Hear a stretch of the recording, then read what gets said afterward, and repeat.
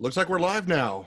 Welcome everyone into the Impulse Drum Review Corps 2012 Watch Party.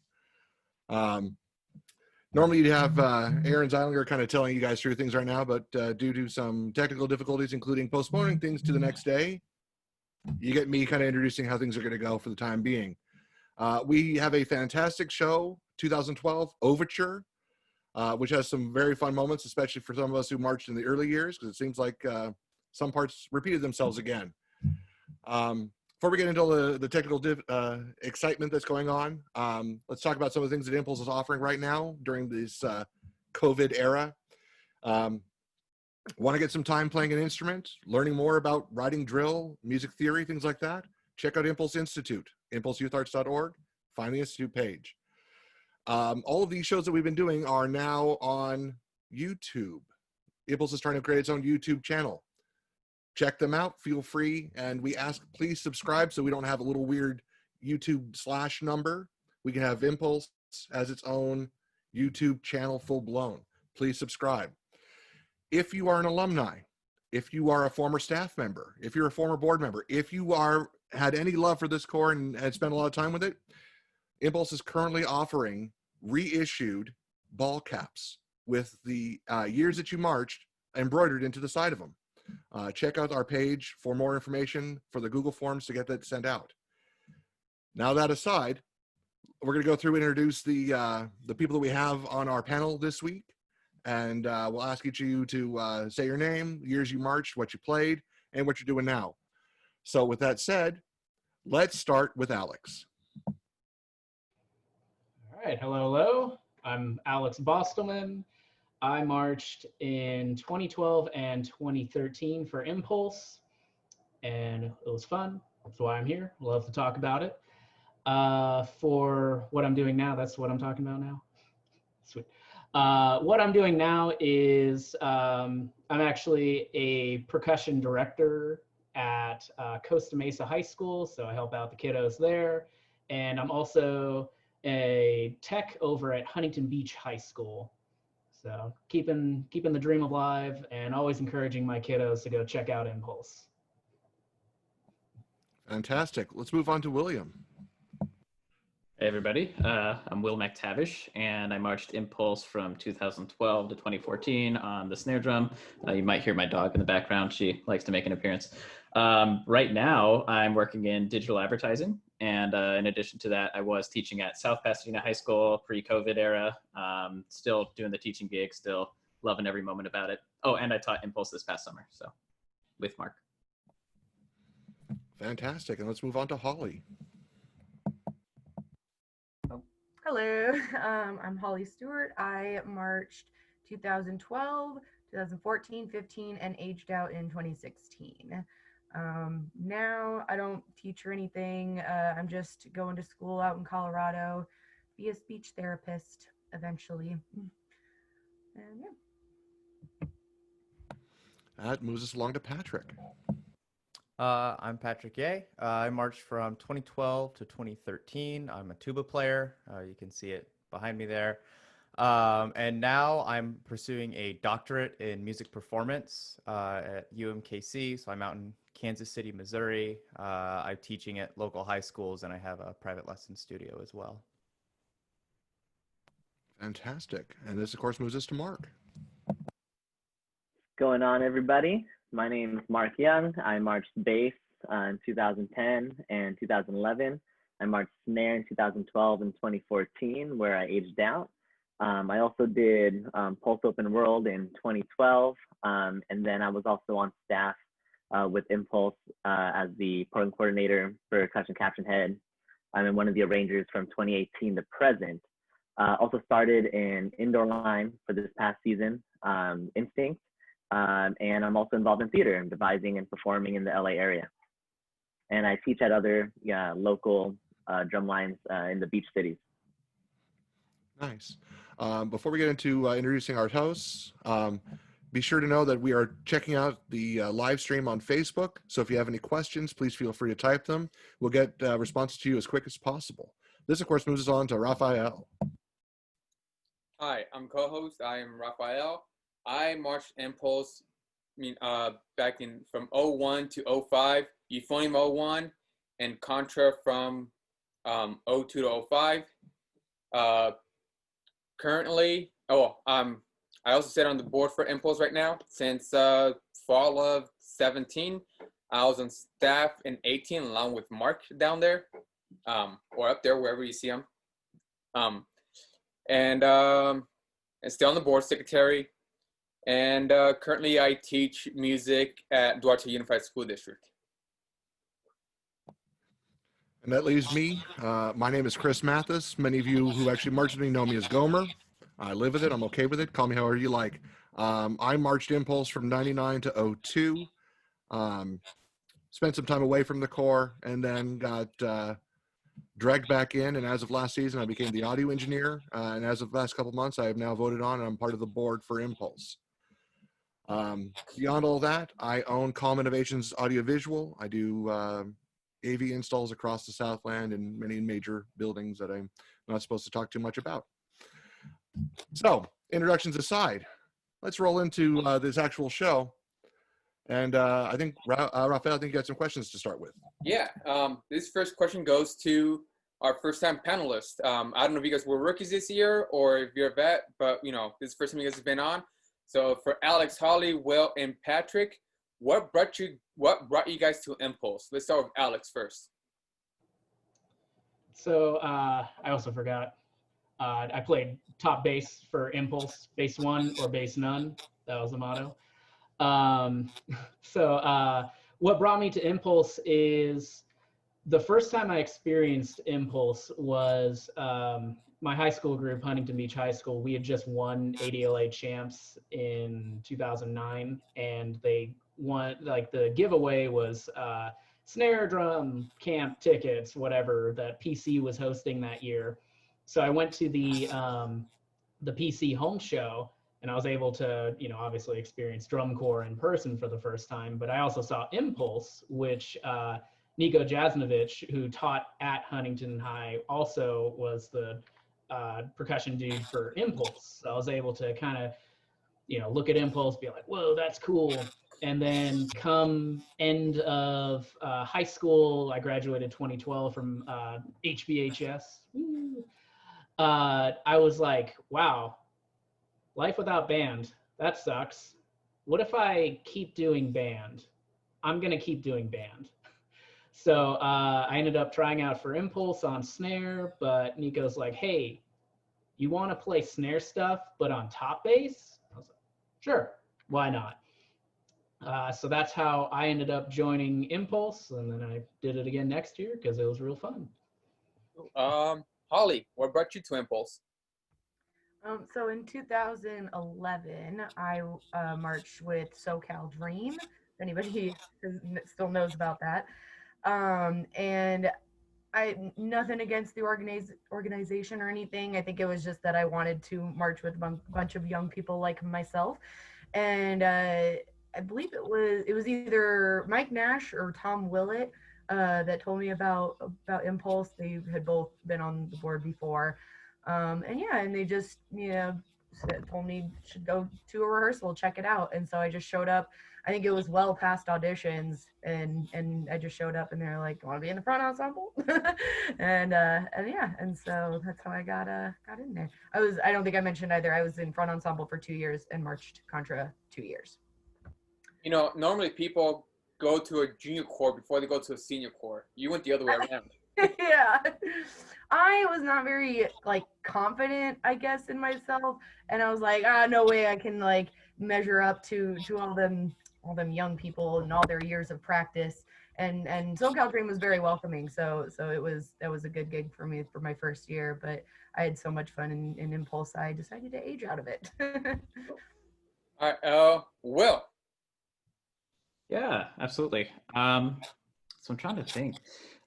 So back in 2007, there was a person named Peter Kim that went to South Pasadena High School, where I graduated, and he marched the Impulse snare line. And then in 2009, there was a guy named Tamaset who marched the Impulse snare line. So it was kind of a thing to if you want to be a good snare drummer and section leader at South Pass, you march Impulse. I don't know how that ended up being a thing, but it worked out. And in 2012, I was 15 years old, and my high school instructor, his name was Tom Float. For some of those, you may be familiar with that name. He was actually the teacher of Nico, who was the caption head of Impulse at the time. And I told Tom that I was thinking about trying out for Impulse. And then Tom called up Nico right on the spot and said, hey, there's this guy named Will. You better take him on the line. And so I don't know if that had any influence on the fact that I was in the line, but I marched that year, so. And Patrick. Yeah. So it was my sophomore year of high school. One of my friends, he was a trumpet player, I guess decided that I'd be good enough for drum corps. I'd known nothing about the activity. I hadn't seen or heard anything about it. So he was like, hey, yeah, you should come check out this cool organization. And I showed up to one of the audition camps. And that was my first time seeing or holding a contra. We ended up rehearsing in the rain for a couple hours. It was really fun. And I thought it was just the coolest thing in the world, and ended up sticking around for 2 years, and then actually became, I think I was the contra section leader in 2013. Okay. And all four of you guys were rookies this year, right? Correct? Yep. Okay. All right. Well, that means we need to talk to the vet.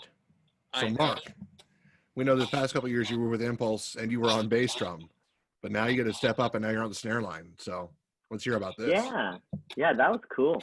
I'll say that it's interesting because I think depending on like what high school you go to and how many like instructional staff you get, there's always that idea, right, where it's like, okay, I'm gonna start on like bass drum and then I'm gonna move up to like snare and tenor. I definitely realized once you get into these organizations, whether they're independent groups, drum corps, indoor groups, or high schools that maybe they might have a little bit more instructional staff. It really is just everything is its own beast, and I think it's cool that you get to see that people decide like, oh, I just want to play and focus on bass drum, and it's not about like what's stepping up or down at that point, and I think that's really important to note. I always wanted to play snare, right? So it wasn't really a matter of like, oh, I want to like move up or down.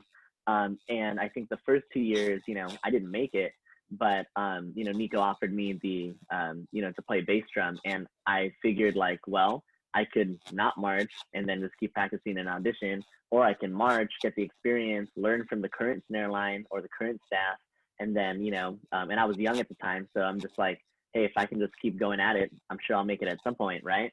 And so I just kept at it, stayed part of the organization, definitely was worthwhile, and then I finally got to play snare this year, or in 2012. And it was a lot of fun. It was definitely a new beast. It was more challenging than what I was used to, you know what I mean? Because I was like, these people that I looked up for like the past 2 years, I'm like, cool, I'm like on the same line for some of the people decided to stay. Like Chris Rogers was our section leader, super cool guy, and he super helpful and everything too. But it was just one of those things where it's like, for X amount of years I saw him on the snare line, and then now it's like, oh goodness, I'm in the same section. Like I don't want to let everybody down here, But it was a lot of fun, and then it was cool because it wasn't just me that was a part of the organization that got to play snare again. Like Andrew Loyola, I think, was doing auxiliary the year before, so he got to jump on the snare line with me that year and everything too. And it was just it was a really good time. So it was cool to play all the beats, like all the way through the show. You know what I'm saying? So. Cool. Working your way up, huh, man? All right. So next question goes to Holly. So while Chris and I were looking at the video for 12, we noticed that on both sides of the pit of the front ensemble, there's like 2 racks of balloons. And when we were looking at it, we're like, why are there balloons? It's Overture. What's this thing? Is it a circus kind of a thing? And then, so in the middle, right, like towards the end, well, I was like, where the balloons go? And Chris like, no, they're right there in front. I'm like, no, dude, the balloons are missing now. And so we had to like go back and look at, so we see the balloons get popped during the 1712 Overture of PDQ Bach. So whose idea was it to have balloons like on the field in the ensemble, and whose idea was it to pop them like cannons? So not exactly sure whose idea it was. It was probably I could probably best guess it was like Jeff or Ray. It was got like kooky ideas. But yeah, the idea was that it was like the canons of the 1812 overture. And I don't know if you like, because you said you didn't notice when they like went away. I hope it was loud enough to hear. It's supposed to be a big, but yeah. All right. Anybody else want to jump in on that balloon thing and what their thoughts on that was? Yeah, I Yeah, don't think they allowed. Oh, sorry, go Mark. ahead. I was No, about you. to say, No, you. all right, I'll go. I don't think they allowed cannons in DCI. I haven't really checked the rule books, but probably not allowed to have those. I think you're not allowed to. So if they're Yeah, I don't even remember the balloons. And like, if anyone's been watching, I feel so bad because I feel like every year it's like, what do you remember? I'm like, nothing. But it's just one of those things we're so focused on our gig, you know, and that was happening in the front ensemble. And you know, I'm looking forward to seeing the video because I don't even know where in the music that was.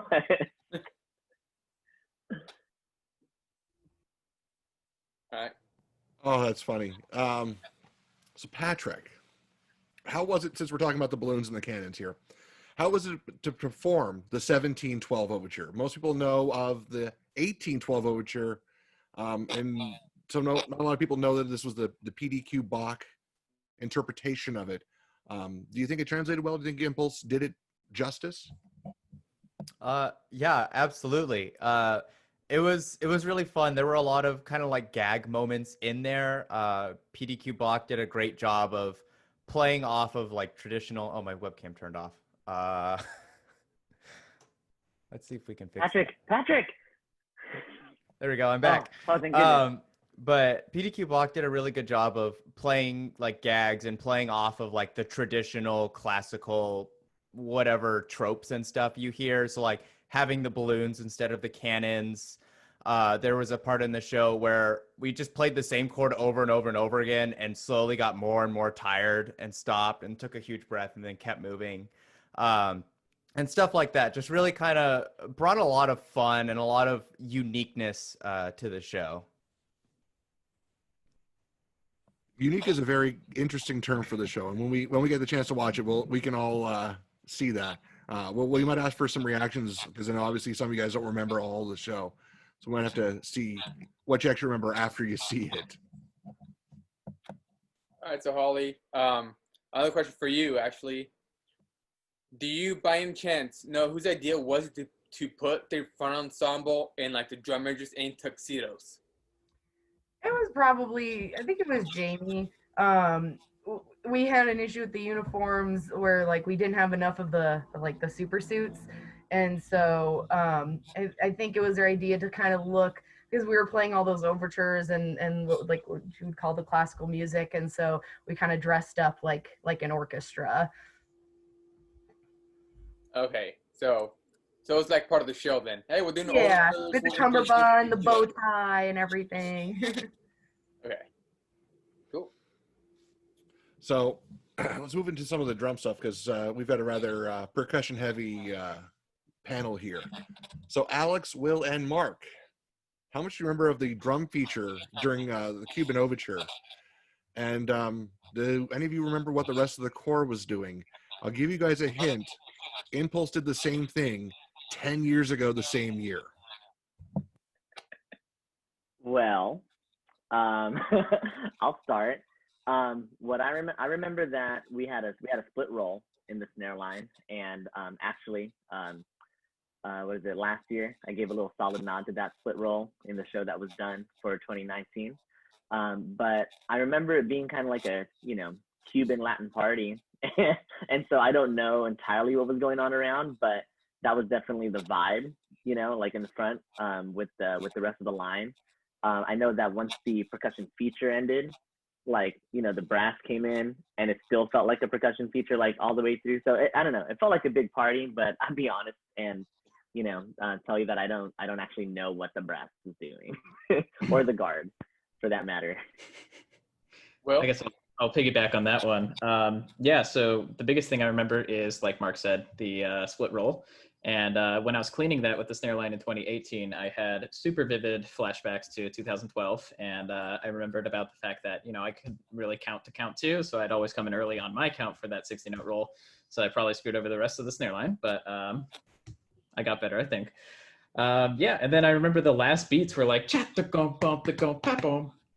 That's all I remember. It was a giant space in between that. I also struggled with space back then. So sorry, anyone else that was on that snare line that's watching right now. Oh, that's so funny because and Will and I were texting right before this and we're trying to reminisce a little bit, and I was like, I think I only remember the last two bars of that lick, but it was cool. It was good. Hey, you only remember what you want to remember, right? Yeah. Exactly. Yeah, for the bass line, I had it really easy because I was top bass, so I never had to complain about any weight issues. But I remember from that, we were playing like this pretty cool Latin beat, boop, boop, boop, boop, ba-do-do, like that. And it was going up and down the line, kind of a walking bass line. And I just remember it being like, like the first time Nico was pointing out the drill for it, it was like, all right, you're there, and then you go there. And I was just like, okay. Because I remember having to haul ass, and I always felt sorry for Roman, who was our big bottom bass, this big hunking thing that he would have to run around with, and I'm just like, woo, I'm having fun. So yeah, from what I remember most was just running around and playing that awesome Latin beat, and like our snare cool guys were saying, and as loud as my little pipsqueak drum could be heard, bink, I put some emphasis into it. But I can't lie and say I have no idea what the brass was doing. They were probably doing some funky thing, but I was focused on trying not to trip over anyone, which wasn't successful all year. We'll get to that soon. Before we get too much farther, we have a couple people here that are throwing some shout outs to Mark and Tavish and Alex. Elaine Owens is saying hi to you guys here on through the Facebook channel. Lane. Oh my gosh. Wait, why is that drum not getting the love? Why is there no love for horns? You know what? It changed every season, man. But figured that you guys would appreciate that. You guys a little extra love from the Facebook world. I always appreciate Lane, so shout out back. So anyways, going back to our question, what the horn line was doing was a conga line, actually, when you guys were playing that. So, and it's funny because like Chris and I were looking at the video, and I saw it like as soon as it came up, I'm like, dude, that's 2002. We did that. We did a conga line. The one thing that I saw on there that I don't think we did was that the guard joined in for the conga line, and so did the two field drum majors. They were like part of that conga. I'm like, okay. I'm like, they did what we did. Moving on. Alex, speaking of conga lines and guard, I heard that you had some problems with guard members this year. Apparently you be tripping all over the guard and stuff during shows too. What's up with that? Well, that was just a real fun day overall, because during the morning of rehearsal that we had before that show, I was wearing my old high school marching shoes, and you put some mileage in those, and they clearly weren't ready for the drum corps world, because the bottom traction on them it's like sandpaper was taken to them or something. So I ended up slipping and falling earlier in the rehearsal that day, and everyone's like, oh yeah, you got it out of your system. This show, you're gonna have the best show of your life tonight. And I was like, okay, cool. And so it was, I can't remember the exact show. I know it was in NorCal though. So we were doing it was near the end of the show, kind of like the finale bit. Bass drums, we were doing a pinwheel. So, I was on top bass, and let's see, started here, you end in the same spot, but from the halfway point to that ending spot, you can't see behind you. Color guard had, their big, woof, 40, it spins up and it hits the atmosphere and then it comes back down. But it was kind of windy that day. So that giant flag toss that I can't remember the member's name, but she felt super bad. She had to step back a little bit and she stuck her foot out in order to reach out for a little bit. And since I'm traveling backwards, I can't see as much as I'd like to pretend. I have eyes in the back of my head. So I trip over her leg, I somersault, and the bass drum rolled off. Somehow, some way, I held on to my drumsticks. To this day, I still don't know how, since I somersaulted, and I did see a video of it, so it was interesting. And it just went into like adrenaline mode of like, I'm here, my drum's over there, my set's over there. So basically, luckily, it was like a part of the show where everybody was kind of doing those staggered sets, get to your spot in X amount of counts and do a circle or something, whatever. So me tripping didn't necessarily intensely stick out, but I was able to get back in time, just in time for the last unison note of the bass drum feature that we had just had, where, you know, the but and the drum judge too was looking at the basses, but didn't notice me running up to get back into the line. He was like, "Oh my God, bass drums! That was such a sick riff!" And you know, I was like, yeah. But you know, survived and got to do the show a couple more times, and luckily that never happened again. And they just moved the guard, I think, like 2 yards back or something, and fixed the problem. Yeah, I think we've seen plenty of those. I know in '01, we had one of our turn players march. This is during the ballot too. He was going from one set to the next, tripped over something, and rolled literally into his next set. He got up, finished rolling, got up, and he was on his next like set. So, yeah, apparently tripping and falling is something that happens once in a while. Gomer, do you know anything about that? No comment. I'm sure everyone's had their issues with, you know, some tight set designs with, you know, guard or someone else, and no shame, no problems, nothing to talk too much about. But apparently we got some more people talking about the drum line here. You got Nick said, guys, hi guys, sorry for messing up the split rolls at finals. I still don't forgive you. How about All you, good, Mark? Do you Nick. We forgive love him? you. Yeah, I'm sure by now, no hard feelings. Everyone's got nothing but love. But back onto the actual show itself. So we discussed that not only was the front ensemble in tuxedos, but so were the assistant drum majors.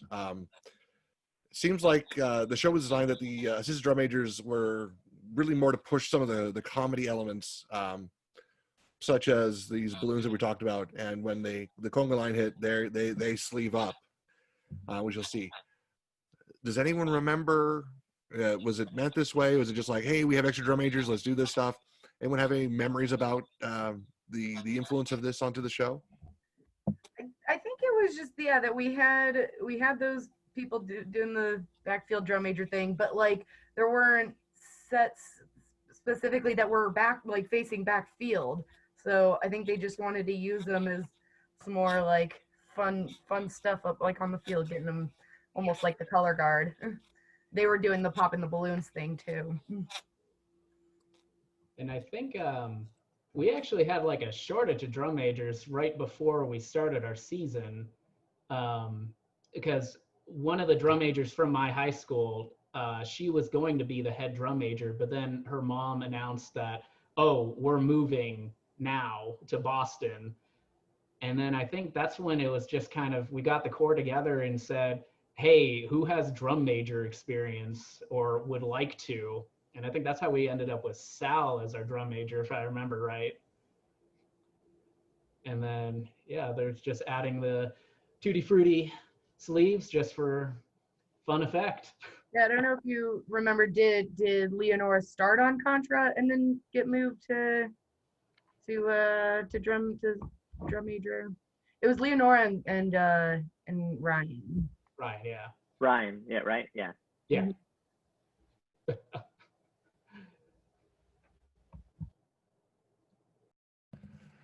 Well, if I was anything about the drum majors for this, I think we're about ready to actually set up and watch this show. Before we get there, this is of course the Impulse 2012 edition Overture. If you're watching this and you happen to march years coming up and you'd like to be on the panel, please feel free to reach out to us. We never have enough panelists. We want to make sure everyone gets a chance to share. So if you march 2013 through 2019, reach out to us so we can make sure we can get you a spot for one of these upcoming panels. I think with that, are we ready for a little overture? But at the same time, before we show the show, if while watching, if you have any questions for any of our panelists, please drop it in the comment section on Facebook, and we'll get to those questions to our panelists. And this time, I will put the sound on. I promise. You can only hope. Ready.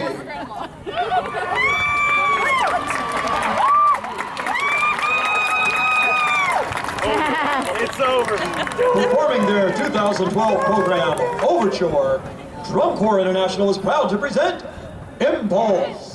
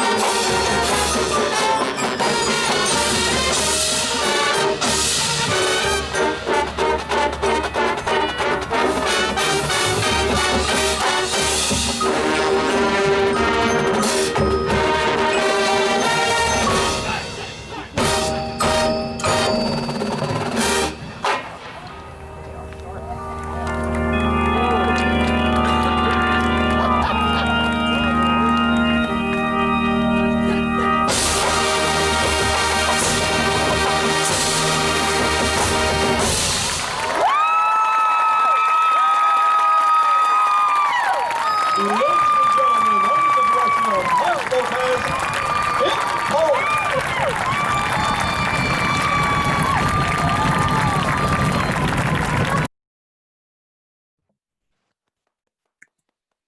Okay, now I remember. Now you remember? What do you remember, I'll Will? come It all, back. it all comes back. Before we go back and we ask Will what he remembers, we have panelists who just joined us a little bit late. Would you mind introducing yourself? Let us know what your name is, what years were you involved with Impulse, what you did, and what you're doing now. My name is Serica Gomez. I marched 2010 through 2014 and then 2016. First year mellophone. The rest of the years I did color guard. And then now I am just working for a corporate office for accounting. And yeah, that's about it. All right. Cool. Well, I know you're a little bit late to the party, but excuse for this panelist, we're going to ask her some questions just to get her side of things, her perspective of her stuff. But so you did mellophone your rookie year, then you switch over to guard, and now you're the guard captain. So how did that feel for you going from like, okay, you're joining the corps on an instrument that you don't even play because you don't play an instrument, and then finally, making the guard the following year and now being the guard captain? How was that? I was actually like? guard captain starting 2013. Oh, well, you know what? Well, how'd you like being in guard? I enjoyed it. It was definitely different in 2012 because we had new staff. So we were working with Nathan instead of Joey. So it was just a lot of transitioning of different like technique and getting the flow of different instructor vibes for sure. But yeah.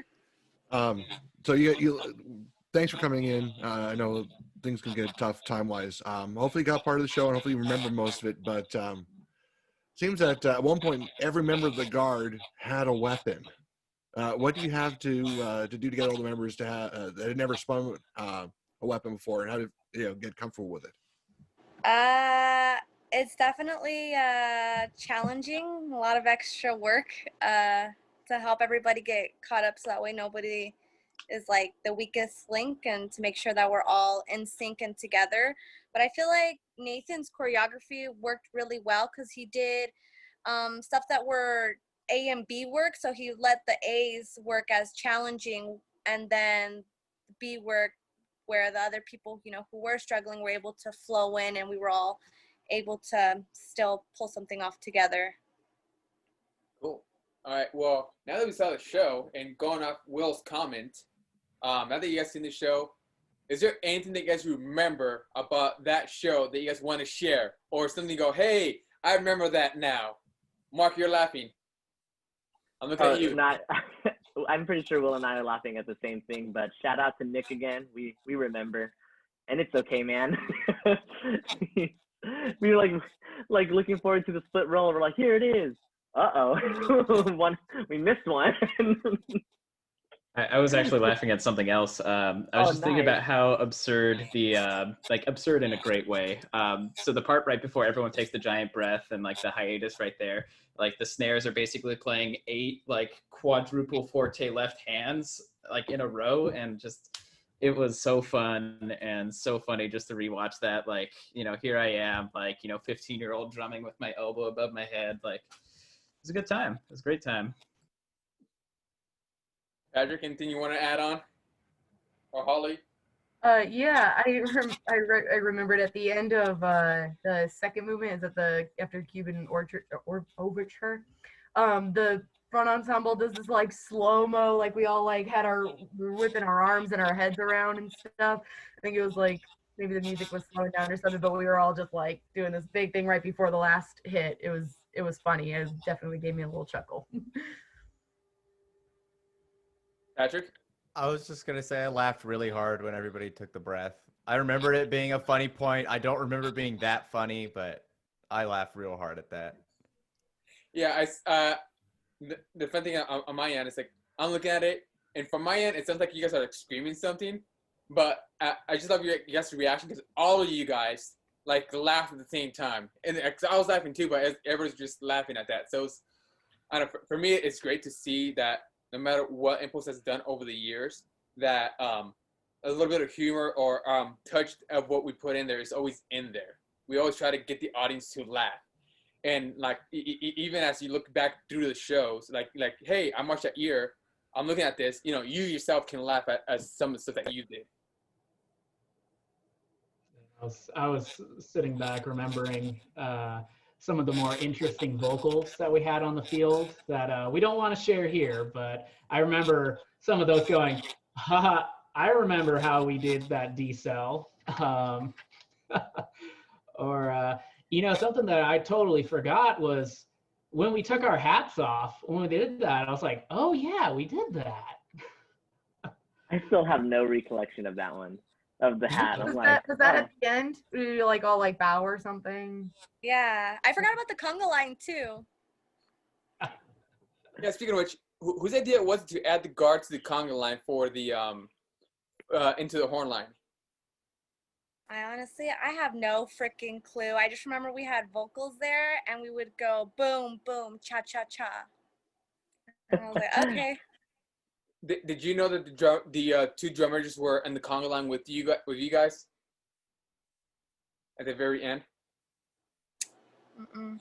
No, I guess no idea. I honestly don't even remember. Like watching the video right now, it definitely refreshed my memory. But a lot of it, I was like, "Where am I?"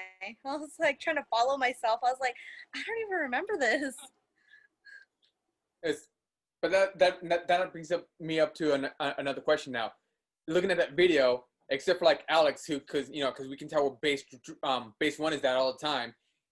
Were you guys at a point where you guys were at on the field? Or at least for the majority of the time? Well, yeah, it was. I mean, I felt like it was easier because, snare line, you know where you are for the most part because you stay in a line. But I mean, it also helped that Jose Nava, Nick, and myself were pretty much all the same height, and we were all right next to Chris Rogers, who was like 7'12" or something. So, yeah. Wouldn't that be 8 feet tall then? Nope.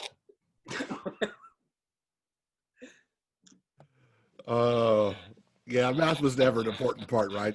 How's that coming in on 2 thing going for you? Only need to count to 4. Yeah. I needed a lot of help back then. All right. Well, here's an open question for everybody. What was your favorite moment of the show? Not the season, just the show. We'll start with Patrick. That's hard to say. All the gags were great. Like that breath was probably one of the funniest parts of that show. I realized that I didn't remember the second movement at all. That was completely wiped from my memory. I remember the beginning and the end. But the pinwheels at the end were super fun. I remember learning that drill and like running around the field, playing for a little bit, and running around some more. That part was super exciting, especially like right before the last chord. All right, Holly. Probably the like synth hit at the end, just because so after one of the shows, my high school instructor came up to me afterwards and was like, "You didn't tell me you had a solo," and I was like, "I don't have a solo," and he's like, "You're the only one playing." And so like after that I was like, oh, like it felt really special. So now I like hold that near and dear to my heart. I'm like, I had a solo. It's funny that you say the same thing because I know when at least when I aged out, that's when they started introducing electronics, and I was always against it. So but it's just amazing to see how drum corps the activity has all involved. Chris had 2 valves on his contra. I started my very first year with only 1 valve and a rotor. Yeah, I'm old. Leave me alone. All right, Sarika, what was your favorite moment of the show? There was a dance feature at one point, and my partner was Gabe. I don't know, we were always like laughing and making side comments during that little duet. So I think that was probably the funnest part, since him and I were super close that season. All right, Will, what was your favorite part of the show? I'm torn. Re-listening to the drum break, I love it. It was just so great, especially, the beginning, kind of the Latin influences. But I think my favorite part was probably one of the transitions into the movement where the drumline yelled, "Dut, dut, Morgan Freeman." And I didn't know you can hear that from the box, but after watching that video, it was a lot less subtle than all of us thought. So. All right, Alex. It's always hard to pick a favorite moment, but if I was forced to, I would say it's always that ending moment where you hit your final note, where you're sure that you've finally broken the drum head at that point for how hard you're hitting it, and you're going nuts, the adrenaline's out of there, the crowd's going nuts. It's just that ending moment, like yeah. All right, so it wasn't you tripping over the guard then? No, that was another one of my favorite moments. Can't say that was my favorite moment. Yeah, Serica, do you remember who that was? I honestly don't. If I were to rewatch it again, I probably could pinpoint, but like at the top of my head, no. So do you remember Alex like tripping over some guard member and like doing a somersault? Oh yeah, I remember. Oh, I remember that too. I totally remember that. Yeah. Because I remember at the show when it was all the pinwheels, and I was like, that was it. That's where it happened. That's right. All right, and Mark, what was your favorite moment of the show? Man, I was like, I knew I was gonna go last too, and I was hoping I would have enough time to figure it out. I gave you all this time, and you still can figure it out. But yeah, it's one of those things where your favorite part of the show, like when I'm rewatching it, and then you're kind of having to decide between like as a spectator what's my favorite part, or it's like, oh, like I'm putting myself back in there and what was my favorite part, and so I'm just trying to figure that out. But I know the retardando part and the just like the left. I just as soon as we saw that was just like, this is so ridiculous. And I think what made that whole part like really like effective as it was, because I'll be honest, I don't remember if the music said when we get to these stabs we're all playing left, and when we get to here we're all going to take like this big breath, like so it's one of those things where I think that the members were just pretty ridiculous anyway, and the staff was pretty cool about just letting us do what we wanted to do. So to be honest, I don't know if that particular comedic moment was part of the original plan, and maybe we can find out and ask somebody like later on. But I do know that a lot of the fun moments happen organically, like, oh, we have like these type of members and we get to this part of the music and we see it as a big picture, and they kind of said, hey, why don't you all do this instead? And then it just makes us feel good because we contributed. So it's pretty neat. Yeah, I know, and Chris can testify to this. In 01, a lot of our favorite moments came when us as members added stuff to the show, because it felt like we owned the show. It was our show. Good show. Everyone's obviously got some good moments of it. A lot of fun to watch. But let's actually talk about the tour. Sometimes you have those moments on tour where things just happen. I don't know if you guys have anything you want to share that might be memorable moments of tour that you're properly willing to share with the internet audience. And I'm gonna guess with that big old grin, Mark, I'm gonna start with you. No, I think Will tells it better. All right, we'll start with Will then. Oh, where do I begin? Which is spot. So the snare line, there are a few pranksters that were on the snare line. I won't name any names, but that was just something that was new to me as a high schooler. And there's a lot to learn. It was kind of a culture shock. So it was the first camp. I forgot where exactly it was, but it was like an overnight camp. And it was like maybe about midnight and definitely after lights out. So I'm not endorsing this, but those like balloons that you blow up and like you let go of them, it makes the really loud squeaky sounds. And like, yes. So at 12 a.m., that's like probably the scariest thing that you can have happen. And so when you're sleep deprived after working a whole day in drum corps and you get attacked by these loud balloons, it's looking back, I guess that's one of my favorite memories. Mark? One thing I feel like doesn't get talked a lot are the lots. you know, like when I'm paying attention to some of these watch parties. And I get it. I think like the lot is a little bit more prominent in the percussion world, right? But you know, I remember just like the adrenaline of like the show before the show, you know. And I take that back. I know that like, you know, the guard has their lot too, and that the brass does as well. But I'm just saying, like, I remember that being in those moments, and trying to get yourself like mentally ready, and like just like crowds and crowds of people start coming in and everything, you know. I remember like my first year, like I was like super nervous, but you know, over the course of, you know, X amount of years, it's just one of those things that you kind of look forward to and everything. And so I would say like, I guess that's a general, like my favorite moments of tours, you know, I guess would be like the lots. But in this particular like season though, like I'm with Will, man. Like everything we did that night, was pretty fun. Yep. Let's go to Patrick. I don't honestly remember much about tour. Something that did stick out in my mind was the food, though. And this sounds like a very tuba player comment, but the food was always really good. And I really liked to eat in high school, so I was always very happy. I was that kid that went back for seconds every single time. So that was a great memory. Good food. That might be among the first times that someone's complimented the food on tour. Serica. I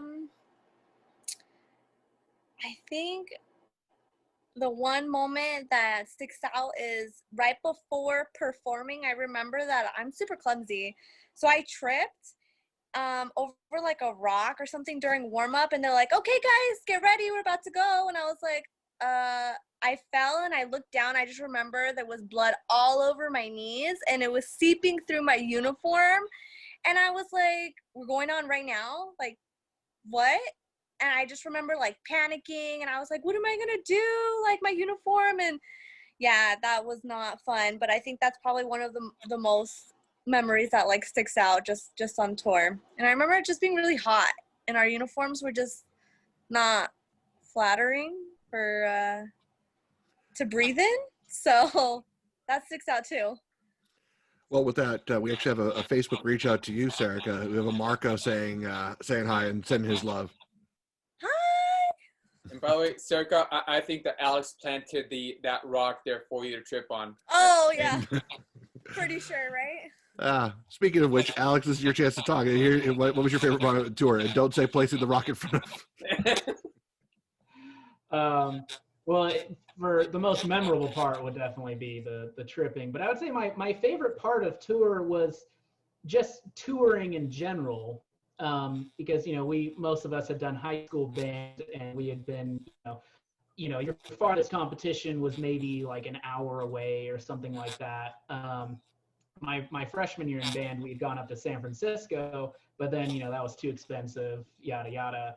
So I think it was just that we were able to travel to different parts of the state, and then obviously it wasn't like the indie tour, but for me it was exciting getting out of SoCal and traveling around and seeing different kinds of people that were looking for different kinds of things for drumming, right? Going into the lot, some people were like really bass intensive at that show site, and the others were snare intensive, and then you had some stadiums that were just, you could just step on the field and it would be a standing ovation for 10 minutes. So it was just, traveling around. That was my favorite part. And of course, Holly. I don't know. I don't really have any fun memories, just because I just don't remember a whole lot. I don't want to like bring the vibe down, but like somewhere on tour I had like hurt myself, not like terribly bad, but I hurt my wrist, and for being somebody in front ensemble, it's not great.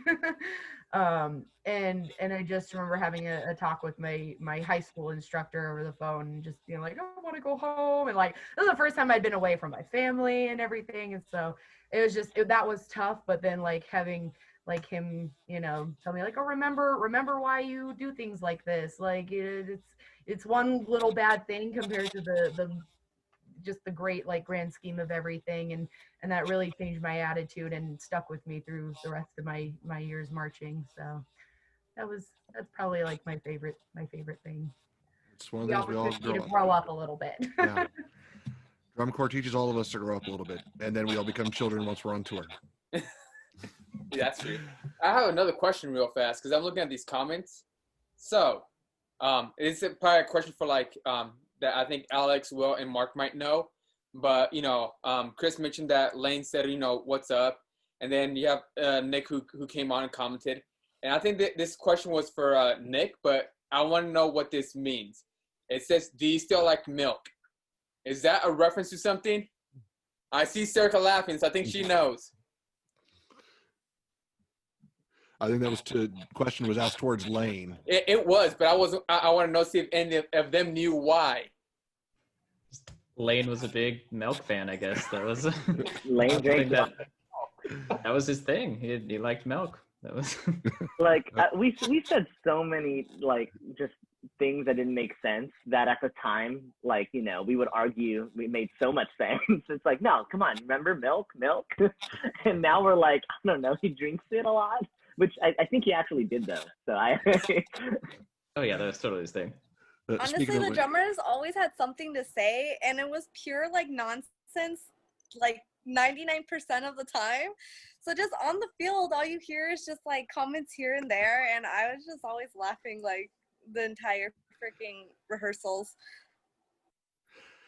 Also, while we're going through the Facebook comments, Holly, you're getting a little wave and a hi from Mr. Mike Nash himself. So. Oh, yay! Hi, Mike. Miss you. Mike Nash is actually on the board now again with Impulse. So I didn't know that. That's awesome. Yeah. I think with that, I need to do a little bit of wrap up here. Again, this has been the 2012 Impulse Watch Party for Overture. Thank you to the panelists. If you have a year coming up and that you marched and you want to be on a panel, please reach out to us. secretary@impulseyouarts.org. If you want to get a hold of me, it's gomer@impulseyouarts.org. We'll get you on there. If you want to get back involved, looking for more positions on the board, we're trying to make sure that we get through this COVID case and make all our alumni feel loved and warmed and welcome again. Make sure that you all know that you are. These have always been fun. We look forward to them next week, 2013. Should be an interesting time.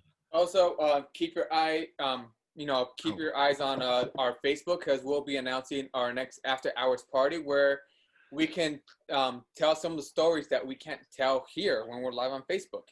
So now the chance purely for members only and some staff from that era to reminisce about things that are good memories that are best left in our brains, not recorded. So look forward to that, and we'll look forward to seeing you guys next week. With that, have a lovely rest of your weekend.